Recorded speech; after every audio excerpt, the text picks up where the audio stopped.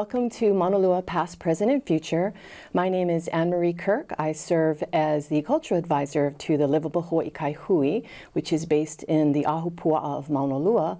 And I'm also the creator and founder of maunalua.net. And I'm so glad you stopped by today on this station to see a talk story I'm going to have with someone who I've known for years, but I've never really had a chance to sit down and just talk story one-on-one with him. And I'm here today with David Louie. Hi, David. Hi. Welcome to the show. Thank you. Thank you.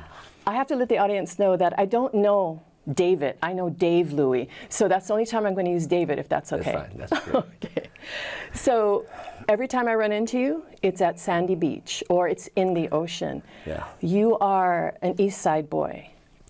You are from Wailupe. Wailupe. Wailupe. Yes. Not Aina Haina. Wailupe. Wailupe, Yeah. right. So tell me about, what was it like growing up in Wailupe? Well, you know, when we grew up right 4 houses up from Kalaniʻa Highway, and our backyard was actually the Wailupe stream, the river. So a lot of our activities when we were kids centered around playing in the river, in the stream, walking out to the ocean and going in and out. So we had to spend a lot of time over there. You know, then we had some street time, but we spent a lot of time in the backyard. It was safer and more exciting and just a lot more stuff to see, really, you know. Well, let's take a look at Wailupe. Yeah. So one of our first images we're going to see is you, actually not you, but your brother. So let's take a look at that image. So that is that beautiful Wailupe Valley. Yes. And that is your twin brother, Danny. Yes. Okay, so that beautiful valley, we were able as a community to help protect it and save it. Yes.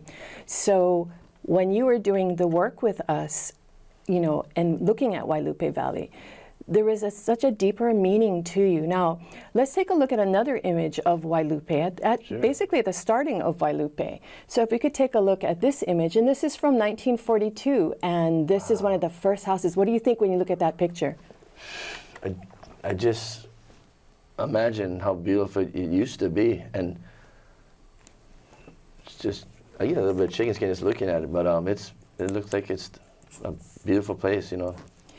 Yeah, and that's one of the first homes that were built when it was renamed for the development called Aina Haina. Yeah. So when you're up in that valley, because to me that valley in Wailupe says so much about you, what do you feel when you're up there? Well, you know, I spend a lot of time in the mountains, hiking that valley, going up to the top of the Ko'olau, coming around into the valley and stuff. So it means a lot to me because it's where I grew up. I spent a lot of my time over there. It's been a source of recreation for me as a child growing up, starting to start surfing and fishing and diving in the area like that. But it's a very powerful valley just based on what we know is with the fish ponds being an area. There's a lot of stuff there, so it's a very strong connection to this place, but it's very powerful valley. So, and if we turn the other way and we look towards the ocean, and what does that ocean in front of Wailupe mean to you? Well, it's really everything. It's been my backyard I've been coming out to Mauna Bay, living for 52 years now. Wow. I've never left it. I still go down there 4 or 5 nights a week. Awesome. And even though I'll go to work all day, I'll still come home and I'll still find a way to get back there, even to go walk my dog. It just pulls me back there every evening, and it just does. I just don't want, like, people get pulled to certain areas. The Mauna Bay, there's that whole bay. Just got to get there every day somehow. You know, that's something I hear so much, that people that are attached to Mauna Lua Bay and the lifestyle you have. You grew up in there diving, surfing, bodyboarding. Can you tell me, was Wailupe and how you grew up part of what led you into working for the City and County of Honolulu in the Ocean Safety Department? Yeah. For me, you know, transitioning out of like school and surfing and, you know, having a awareness for, you know, what the ocean can do for me. I had some friends that got into lifeguarding, and they kind of slowly, I got pulled in that direction, and I was fortunate enough to discover that job, and I've been with it for over 20 years now, and it's just been an incredible journey for me. Well, let's take a look at you in what I always see you in. So if we can see one of the images coming up, and it's really of you. That's your office, right? Yeah, it really is. It's a mobile office for me now. I was currently I'm a lieutenant with the Ocean Safety Division, but I was a tower lifeguard at Sandy Beach for a really long time, and now I'm in that truck right there, and I do a lot of mobile responding with that vehicle. So it's a little different, but still saving lives. Saving lives. Yeah. You know, the title of this program is very simple. It's lifeguard. And I think we say it so often, lifeguard. But let's really break that word down. The importance of life and guarding that life. Right. What does that mean to you when someone says, when you say, I'm a lifeguard? You know, it's a responsibility that a lot of people don't really want to undertake. Yeah. It's a challenging job. It's a job that requires tremendous amount of commitment to be able to continue and hold this job, you know. Saving lives in any capacity, you're a firefighter, police officer, or EMS guy, it takes a special kind of person. And lifeguarding has brought a lot of good things to me, but, you know, I've seen a lot of tragic things as well. Yeah. But overall, you know, the benefits of this job far outweigh the tragedies that we face on a regular basis. So I want to take a look at the next image and see you at work, because I think, you know, again, when we talk about a lifeguard and what that means, I mean, so if we can have that image and we can talk about what we're going to see up there. And this is you, this is, again, what happens in your office, that ocean office. Tell me what we're looking at there, David. We are looking at, first of all, some incredible piloting work by the Honolulu Fire Department rescue helicopter. If you look at that picture closely, he's got one skid on the side of the cliff with the other floating, and we are transporting an individual who slipped and fell down on the bottom. And long story short, we're transporting him into the chopper to get medical treatment. And look at all those people. I mean, again, we go back to that word, lifeguard. Yeah. Right? I mean, yeah, I mean, it's a commitment and it's a nutty job. I mean, that picture right there, a lot of us are right on the edge of a cliff line, you know. I mean, if that chopper were to, something could have easily happened, somebody could have slipped and fallen. There could have been another incident going on there. So everybody involved with that picture is pretty much putting their lives on the line for that particular case. You know, there's times when I go around the Kaiwi coastline and I see people acting in a way near the ocean that makes me nervous. I see them by the blowhole, or I see them at Lanai Lookout and they're going down the sides of the cliffs. Yep. And while I want to enjoy my day there, it's really scary to me. Can you talk about how it is from your perspective as a lifeguard? You know, it is. There's so much activity now along the coastline here with social media. Everyday response where they're, like, for example, China Walls. Yeah. Where, you know, 10 years ago, you might have 40 to 50 people show up a day. Yeah. In the peak of summer now, you might have 600 to 1,000 people show up just throughout the day, just like 3 cars, 2 cars, 10 people, 6, 5, you know, it's just nonstop. Yeah. And they get themselves in predicaments in areas they're not supposed to be in, and it's hard for lifeguards to catch everybody. Yeah. And we do our best. But, you know, there's just so much people that want to climb on cliffs and look in certain areas that should really be viewed from afar. You know, at China Walls or Kawaihoa, that point, when I see people, one of the things I look at is, and correct me if I'm wrong, wet rock means you don't stand there, right? Yes. But they will stand there for 5 minutes not realizing, why is that rock wet and another set is coming. How do you feel when you see things like that? Do you ever turn off, by the way? Are you ever out at a spot like that, not as a lifeguard, and then do you turn off, or you just, everything kicks in? You know, you're always on duty, kind of, they say. You know, you always, if you've seen something that doesn't look safe, you're going to do something. Because if something were to happen and you read about it the next day and you saw that and you drove off and you'd be like, oh my gosh, you know, I could have made a difference, you know. But it's hard to be there everywhere for everybody. But, you know, we try our best. And you know, people got to realize, you know, if you go into outside ocean elements, like rough surf areas, coastlines, and stuff can happen real quick.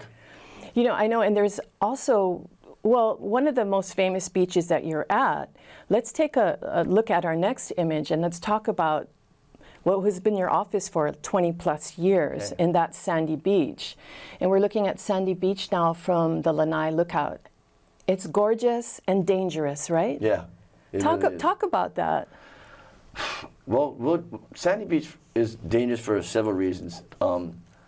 for one, when it's small, we have a lot of visitors that get in the water. So on our smaller days, when the surf is small, we have a lot of more neck, back, and spinal injuries. There's more tourists in the water.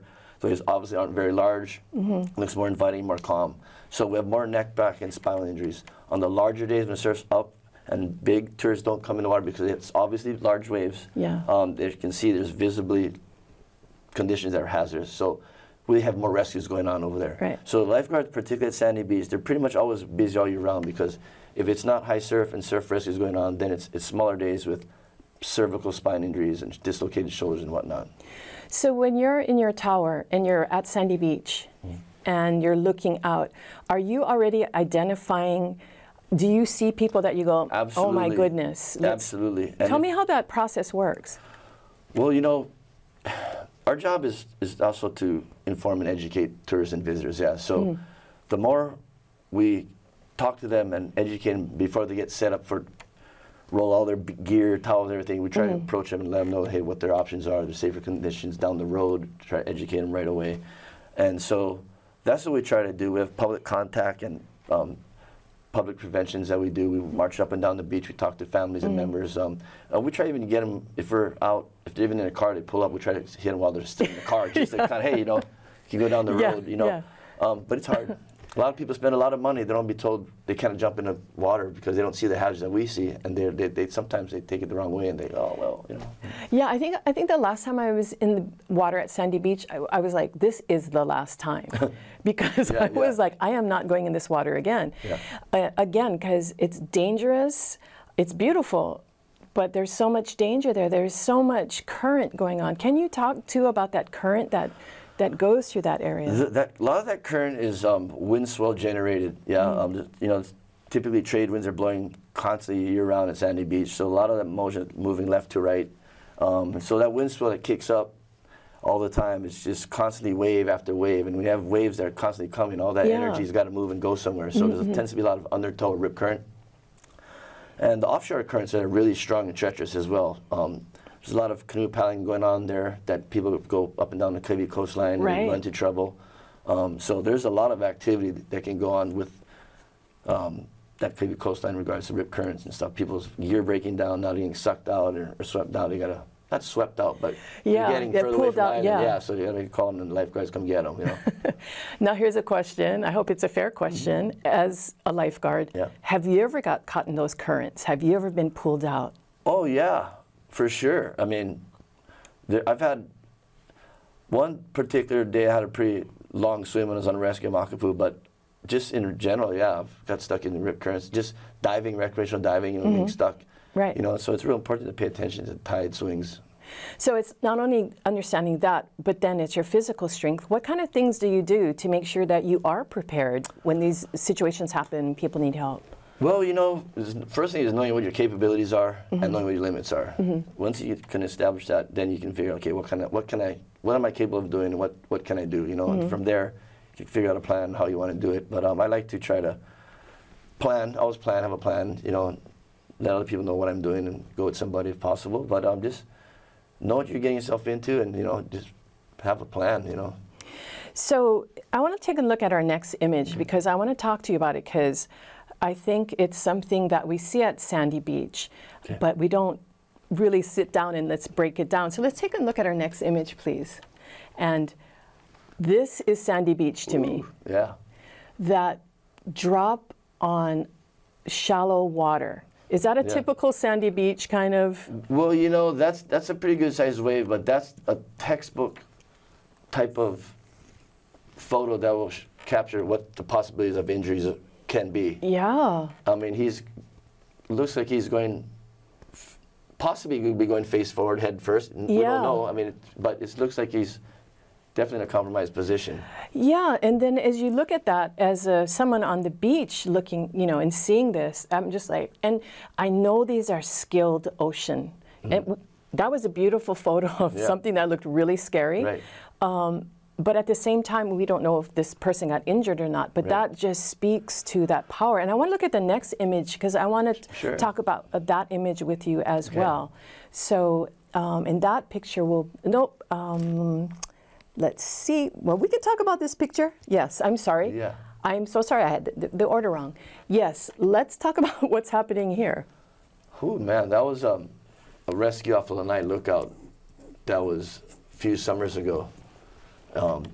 That looks scary.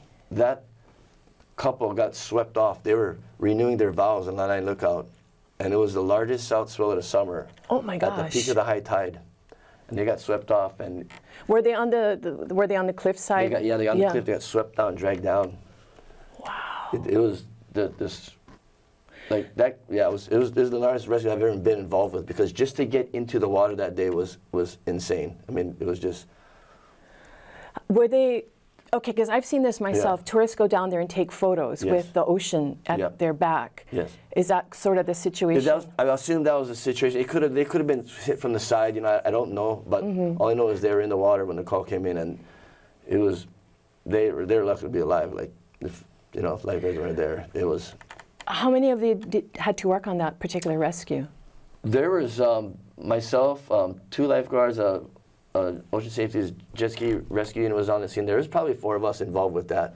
But that day that picture doesn't really show how really rough it was, but it was.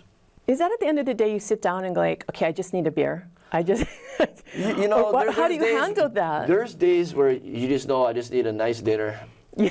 You know, and a good sleep, and get ready for the next day. You know, but there are days where they're not so challenging, and there's some days where we're working very hard. You know. Well, let's take a look at the next image, and I think this is one of those days that you were working hard at Sandy Beach. Again, multiple things going on. Yeah. Can you tell me what as a lifeguard, and you're looking at this picture, what are you thinking if you're on your stand looking at this? Well, the first thing I'm thinking is I'm seeing that doesn't look like there's any tourists in the water. So look, I can tell by the swell height day that's pretty much all locals in the water. Yeah. That picture shows that. And so it's looking like probably like a busy summer day, and it looks pretty hectic out there, you know. Yeah, and again, we see that shallow, sandy. That sandbar. Yeah. You see all that sand over, that's all rip current water, just starting to form, and once you see that sand starting to move out, you know, you can start to see it starting to get ready to start forming, you know. So as he's coming down the wave and you see people going through, that always fascinates me, how people get through the wave without getting sucked back. Right. Are you, like a day like this, do you have your binoculars on watching everything? Yeah, we are. We're watching a lot. There's a lot going on. We kind of know where the hot spots typically are, you know. You know, most of the time it's kind of all over the place, but some days are worse than others. Some areas definitely have more rips than others, depending on if there's wind swell at all or just ground swell or something. Depends. And because you're on the east side and you're at Sandy's, but you also sweep around to Makapu'u and Waimanalo. Yes. Like every person has a different personality. Does every ocean site have a different personality? Absolutely, absolutely. You know, Sandy Beach and Makapu'u, there's a lot of deep water, hits shallow shelves, so there's a lot of dangerous waves breaking, a lot of jacked up, pitchy waves that break on shallow reefs. That whole area, that Kokiri coastline, has kind of got really hazardous shorelines for waves and stuff. And then once you get around to Makapu'u, you know, you got a little bit of Makapu'u there, then it turns into Waimanalo Bay, and things kind of smooth out a little bit. It gets a little shallower and gets a little more user-friendly for everybody. But it's definitely smoother. Yeah, again, just driving the coastline, you can see the differences. Yeah. Again, you're a water person. You're working in the community that you grew up.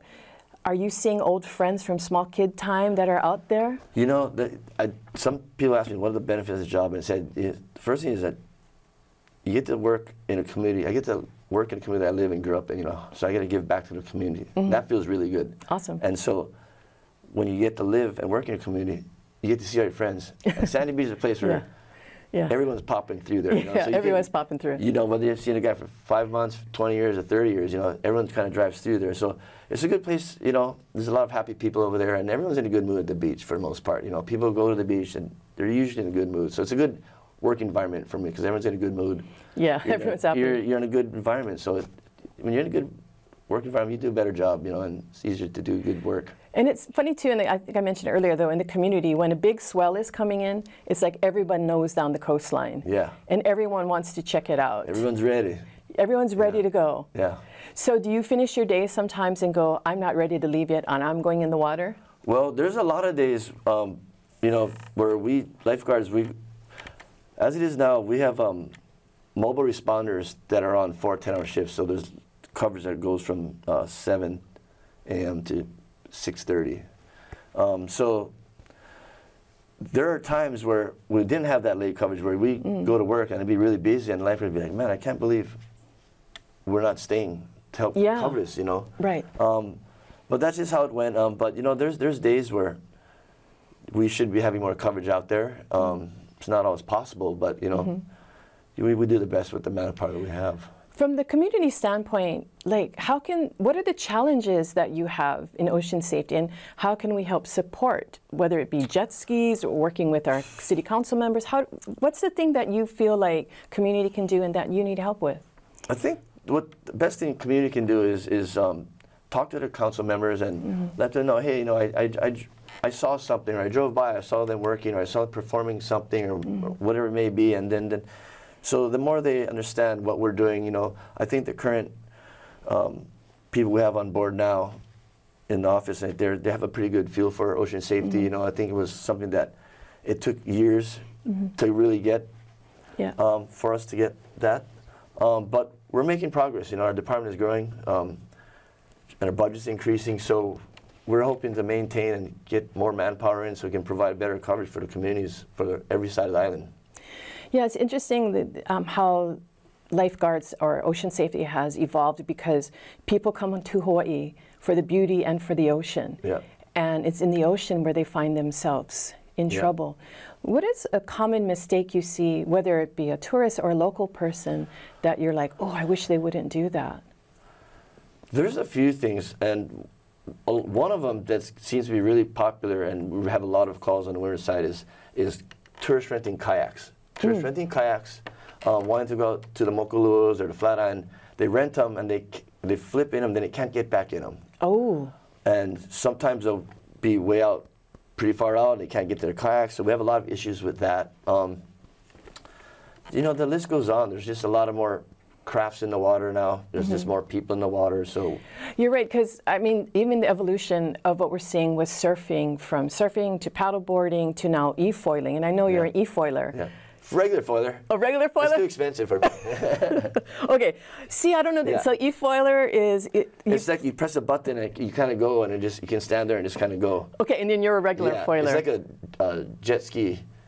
You know, you just kind of just press a button and go. Okay, so but you're you're a regular foiler. Regular foiler, yeah. So I have a small surfboard that I ride and I catch waves. Has that changed your relationship with the ocean? You know, it kind of has. You know, I started that about 4 years ago, and then up until then I hadn't got up early in the morning to go surfing for like 20 years. You know, and all of a sudden I started foiling. I'd get up at 5:30 in the morning. I hadn't done that in 25 years. So. What is it? What is it? You know, it's something about learning to do something new all over again. A lot of things that we do at my age in life, you've done it for a really long time and you can't get better at it. You've kind of peaked at what your abilities were. And so with foiling, it's given me the opportunity to learn something new. But as the technology's gotten better, it feels like you can get better even as I'm getting older, you know. Or, That's good. Yeah, so it's a good thing. So it makes me feel like I'm getting better. But, you know, I wanted to look at an image that I know is very, very special to you. Okay. And if we can take a look at it right now, this is you. And tell me what's going on in that photo. You know, that photo is my favorite photo I've ever have of my son. It just means a lot to me. My son, his name is Kaiwi, and I named him after the Kaiwi Channel. You know, Beautiful. I was sitting in the tower one day, and at the time we were trying to come up with a name, and I was just seeing the lifeguard tower, and I was just looking out there one day, and I was saying, Kaiwi, you know, it's like, this is the channel that brings the waves, that gives me a job, that's going to put the food on the table for him, and, you know, I had meaning to it, you know. I paddled the Molokai Channel so many times. You know, I just have lots, it's kind of so tied in for him, so that's a very special picture. So let's look at the next image, because we want to see what happens with Kaiwi. Yeah. So let's see what happens, and Kaiwi's a bit older here. Tell me about this photo. This photo is a trip we took about maybe 8 months ago. This is on the backside of Molokai, the north side, and we went for probably 12 hours that day, and he thought at one point we were going to touch the island. He said he's never been to Molokai. Yeah. But we went all the way over there, And then touched the island, he was so upset because he thought he was going to be able to go say, I've been to Molokai. So he never really been there because he didn't touch the foot on the island, you know. But what an experience. Most people don't get that experience of seeing it that way. You know, we're just lucky to have, you know, good friends. And, you know, I'm a firm believer in you do good things in life, people will take care of you, you know. And so Agreed. I've been fortunate to have friends that have been able to take me places and my son places. And I've had a boat myself over years, but to go up to North Shore Molokai, it's a long journey. And well, if I'm doing that journey, I want to be with the lifeguard. Yeah, I want to be with somebody who I yeah. know, like, whoa, if anything happens, yeah, it was fun. I'm with the right person. It was an epic trip. It was beautiful. Again, when you're on the ocean, whether you're in a boat, on a foil, on your one-man, in a six-man canoe, what does the ocean give you? Youth. It does. It Yeah. really, you know, it just gives me a sense that when I'm out there, I can not think too much about anything. I can just enjoy what I'm doing at the moment. You know, I really enjoy that. And Well, there's one last image that I want to show of you, and I love this photo because it says so much about who you are. If we can take a look at it. I love this. It's, again, that relationship you have. And I know we didn't get into that whole, your love of culture of Sandy Beach, of Mauna Lua, and your knowledge there. So I hope people stop by your tower at Sandy's, or if you're at Waimanalo on the days that you're there, and talk story with you. anytime. But again, you know, that feeling of lifeguard, which is what you are. So as a community member in Mauna Lua, and for those past, present, and future, we want to thank you for the work that you do. And also, it means so much to our community to have someone from our community be there and doing this work. I appreciate it. Thank you. So I thank you so much, Dave. It's an honor to, like I said, it's an honor for me to live and work in the community and give back. It means everything to me. And that's why I come back to work and keep going. And, you know, that's what the job provides. It's a sense of giving back. Every day you go to work, you can give back. It's awesome. And I just want to do a shout out to, this is one of the photos from my brother of Sandy Beach in the tube. And I want to thank all of you who are watching Mauna Lua past, present, and future. You know, it's all about conversations we have on this show about what makes Mauna Lua special to those of us who live there, and those of us who are, well, those that are outside of Mauna Lua, to learn about why we feel the way we do. We hope you'll come and check our website at livableho'ikaihui.org, and that you'll visit us out in the Ahupua of Mauna Lua. Take care. Aloha.